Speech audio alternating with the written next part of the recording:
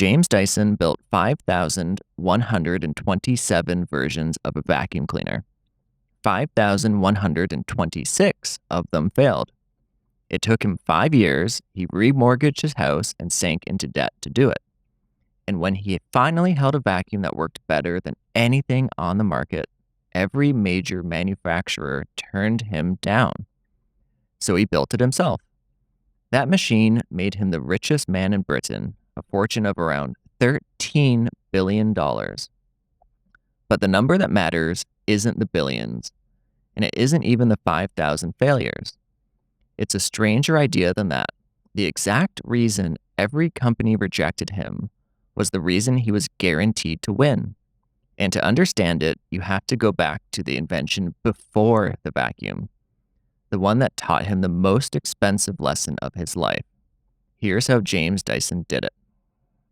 James grew up in Norfolk, England. His father died when he was 9 and money was tight. He wasn't a scientist or an engineer by training. He went to art school, then studied design. His first real invention wasn't a vacuum. It was a wheelbarrow. He swapped the thin metal wheel for a fat plastic ball so it wouldn't sink into the mud, and called it the Ballbarrow. It sold well, but there was a catch that would haunt everything after. The patent belonged to the company and not to James. So when the board forced him out, they kept his invention and he walked away with nothing. He never forgot it. The lesson was burned in for life. If you don't own the idea, you don't own anything. And he was about to spend 5 years and every penny he had putting that lesson to the test on a machine the entire industry would swear was impossible. The famous part is the 5,127 prototypes. The part people skip is how ordinary the inspiration was. James was vacuuming his house and his expensive machine kept dying, losing suction halfway across the room. He opened it up to see why. The bag clogged with dust almost instantly and choked off the airflow. Then he remembered something from an industrial sawmill. Giant cone-shaped cyclones that spun dust out of the air at high speeds, with no bag to clog at all. The question wrote itself. Could you shrink that cyclone down to the size of a vacuum cleaner?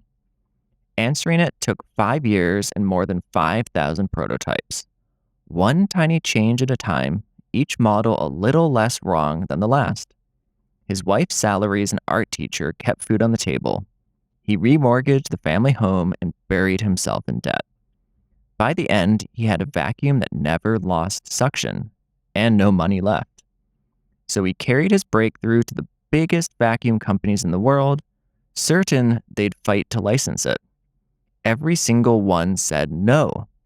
And the reason they said no is the most important idea of this entire story. They didn't reject James because his vacuum was bad.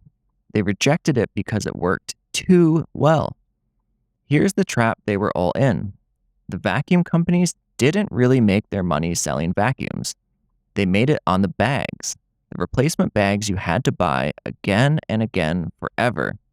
A vacuum that needed no bag didn't just compete with their machines, it quietly murdered their most reliable stream of profit. So to them, a better vacuum wasn't an opportunity. It was a threat to be smothered. And that right there was the opening. The giants literally could not sell his invention without cannibalizing themselves, which left the entire future of the industry sitting unguarded, waiting for someone with nothing to lose. The very thing that made every company reject him is the thing that made him unbeatable. He was the only one who could afford to sell the future. But knowing that was worthless unless he could actually get the machine built and onto the shelves. And his first attempt to do exactly that nearly cost him the invention all over again. His instinct at first was still to license it. Let a big company manufacture the vacuum and pay him a royalty. It went wrong in a way that ripped open the old Ballbarrow wound. He signed with an American firm, it strung him along, backed out, then released its own suspiciously similar cyclonic vacuum. That was twice now that an invention had been lifted right out of his hands. So James stopped trying to hand his idea to anyone.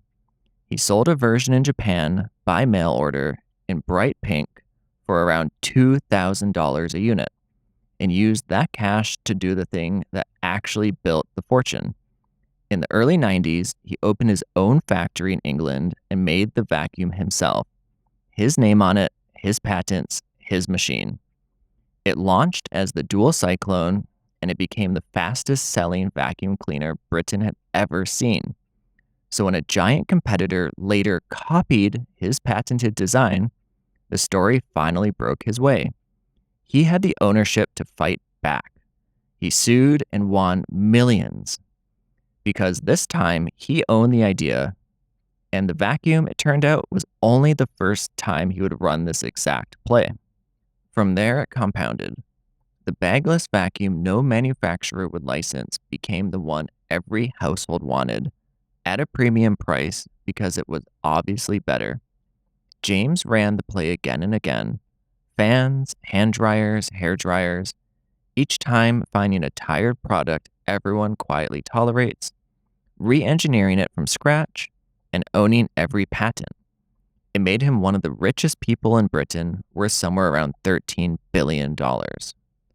Before you file this under genius who simply refused to quit, there's a part that's less flattering and far more useful to you.